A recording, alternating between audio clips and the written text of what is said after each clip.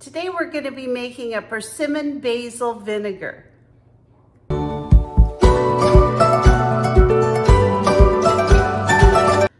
So I just want to show you some persimmons that I froze from last year. I took out the core, and these are beautiful persimmons that I had from some recipes last year. I actually did a video on freezing crushed persimmons and then whole persimmons. So I'm going to go ahead and link that video up above just so you can see how to process if you have a glut of persimmons.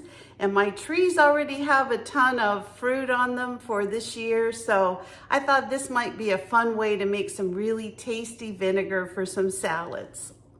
And I just wanted to show you the persimmons. They're absolutely beautiful. These have been taken out a year later, and look how nice these persimmons look.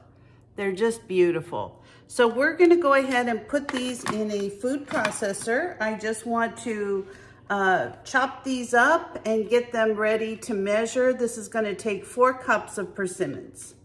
So this is the consistency of the persimmons. And you can see it's a nice consistency. Beautiful persimmons. So I'm going to measure, I need 4 cups for this recipe. So I'm just going to measure it into this bowl, into this cup. And I think I'm going to have to do a few more persimmons, which is, you know, very easy. I've got I've got a lot of them out in the freezer. And this is actually not pureed, but one of my favorite ways to eat persimmons is after they're partially defrosted. They are just so good. So there's 2 cups right here. I'm going to just pour those into a glass bowl. I'm going to show you this just as soon as I get the rest of these persimmons chopped up. So the next item that we're going to add, we have our 4 cups of fruit. Now, if you don't have persimmons, another really good thing to make with this would be strawberries. And almost everybody has access to strawberries at the grocery store. So anyway, I'm using persimmons because I have several of these bags in my freezer, and I'd like to do some fun things with them over the next few days. And so I want to talk to you a little bit about the vinegar. So you can use any kind of vinegar you like. I primarily am going to be using this persimmon basil vinegar for my salads. So the vinegar is your choice. I have an apple cider vinegar here. I've got some rice vinegar, which is like a seasoned, it's got a little bit of sugar in it, but it's a very tasty vinegar. And then I've just got regular distilled white vinegar. Now, if you want to use a white wine vinegar, I think that would be good. But the whole goal is that you have 4 cups of vinegar in your drink. So today I'm going to use the apple cider vinegar. I really like the flavor of that. I mean, you could put that directly on your salad and it's really good. So here's 2 cups right here. And here's another 2 cups right here.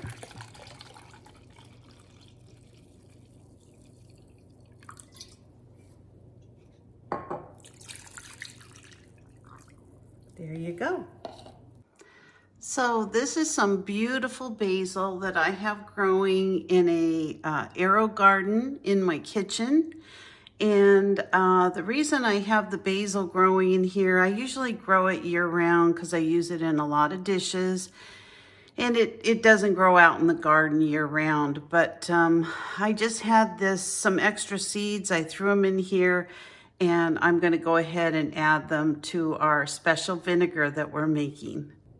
Now you could use a mortar and pestle, but honestly it's just as easy for me to throw them back into this little food processor and chop them up. It's very important that you get your basil leaves to release all of those wonderful aromas, all those oils from the leaves. So I'm just going to put it on a rough chop and then add it to my mixture. And this is perfect right here. All I've done is kind of chop them up into kind of this consistency right here. Okay, so I'm going to go ahead and add that to my liquid. I'm just gonna get all this wonderful basil, put it right into my bowl. This is gonna sit for 3 or 4 days on the counter, and we're gonna strain everything off and make it into a really nice vinegar. So my husband went and picked me a big old fat lemon yesterday, and I've got my little zesting tool here. So I'm gonna go ahead and zest a tablespoon of lemon. So this is really easy. You just wanna make sure that you don't get any of the white part of the lemon in your zest. You wanna make sure that you stick with the yellow part of the lemon. And so I'm just gonna go around here and get a nice heaping tablespoon of lemon zest for my vinegar, and I'll bring it right back. So I got a big old heaping tablespoon of lemon zest, and so all I'm gonna do now is just stir these ingredients together. My persimmons are, oh my gosh, this smells so good between the lemon I just zested and this basil, this fresh basil. Oh my gosh, it's amazing. It just smells fantastic. So this is a little area under my cabinet where I actually keep a couple other things I have going. This is my plum and nectarine liqueur, and I also have a peach liqueur, and they're coming along great. So I'm gonna put my little vinegar right next to it, kind of burp it a little. And I've also got a little chive vinegar that I made a couple of weeks ago. And I'm just gonna leave these be for 3 or 4 days, and then we'll be back. So I decided to juice the lemon since I'd taken all the zest off, and I found something I've never seen before. So the seeds inside the lemon were actually sprouting. Isn't that something? The juice from the lemon was perfectly fine. This one is sprouting right in the bottom of the lemon. I don't know if you can see that real good. Isn't that funny? And then I've got a couple of seeds that are just starting to sprout. Oops. Just starting to sprout outside of the seed. I've never seen that before. I mean, I've seen lemon seeds sprout, but I've never seen them sprout inside of a lemon. So anyway, I've got 4 or 5 of them here that have sprouted. I've decided I'm gonna go ahead and kind of nurture these and plant them and see if I can get some lemon trees growing. Wouldn't that be fun to have some little lemon trees and some seeds that kind of get a little bit bigger that I can give to some friends and family. So that was just so cool. I just wanted to share it with you.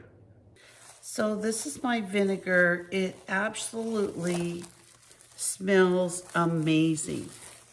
I mean, it is just, oh my gosh, it smells so good. So what I'm gonna do now is I'm gonna strain this vinegar out. I'm gonna strain it into a coffee filter through a regular strainer, and then that way we can get some of the solids out. So what I decided to do is just put this through a strainer, and then we'll do a more aggressive straining as soon as we can get the main part of the fruit and the basil leaves out. So I'm gonna put it through this strainer, and then we're gonna actually put it through a coffee filter, but I wanna get most of the solids out first. So I wanted to just show you my persimmon basil vinegar. I've actually added a cup of this to my plum sauce that I'm making, but isn't this a beautiful vinegar? It pretty much took me all day long to let this seep down and do a couple of runs to get all of the fruit and everything out, but you can see it's just absolutely gorgeous. I can't wait to try it on a salad or even on this dish. I think it's going to be delicious. So thank you for joining me to make this vinegar. I hope you'll give it a try. You could substitute other fruits and things like that, whatever you like. So thanks for joining. Bye-bye.